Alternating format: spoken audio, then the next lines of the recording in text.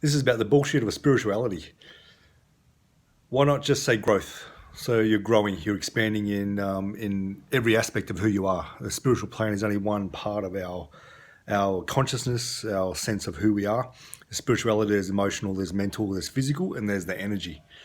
Then there's layers and layers of those things too, filtering into who we actually are.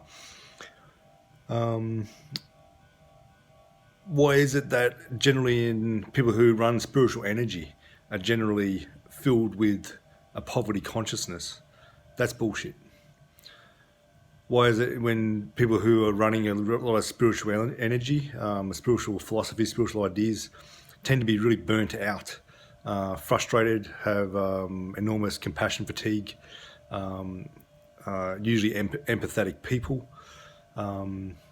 There's a problem with that, and I think it's partly to do with a teaching, a misrepresented teaching,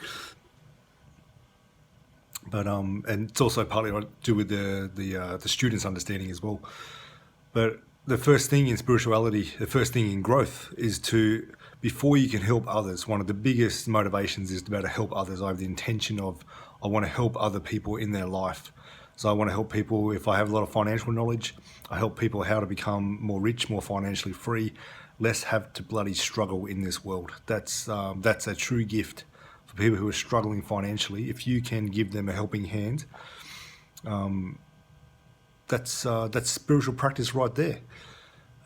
If you're able to help someone emotionally, just holding space for them. You don't even have to give them any advice, just to hear them out, really actively listen.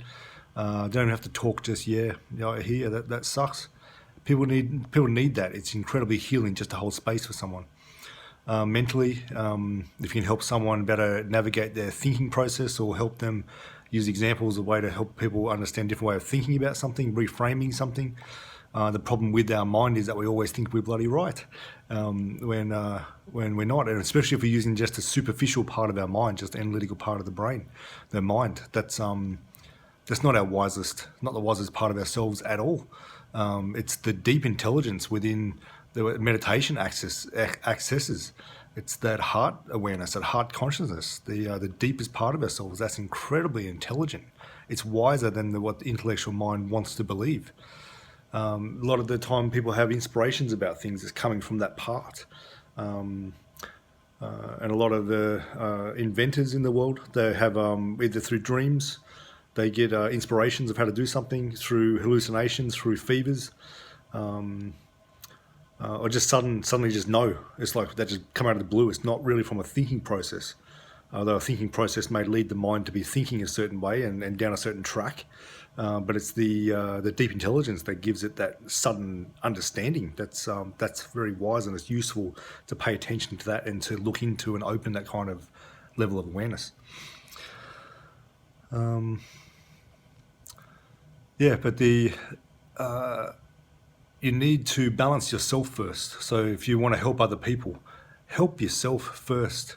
And it is exactly the same as the analogy of someone drowning in the ocean. If you can't swim, don't bloody jump in there. Make sure you've got everything around you, so you have the flotation devices, all sorts of stuff, if things set up that you can really help that person. Otherwise, you're just going to drown as well.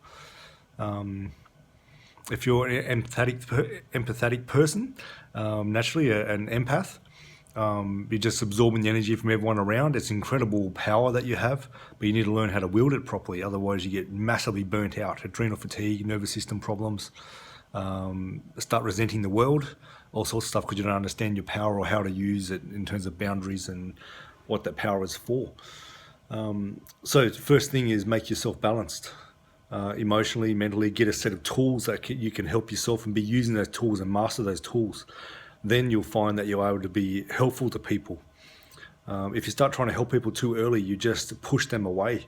They get resentful to you because, number one, you aren't listening to them. You're trying to give them your opinion because you're not really sure about, does your stuff work? You're a bit insecure about what you're talking about. First of all, you need to accept. Just be accepting of what's going on with someone. Be accepting of their emotions. Emotions just need to be accepted, that's all. They're already turned up. They're not meant to be changed. Just accept them.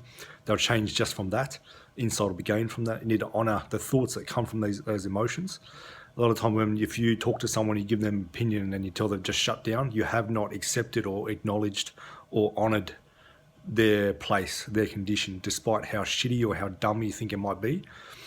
You've something you haven't done, and the limitation, you have acknowledged their limitation.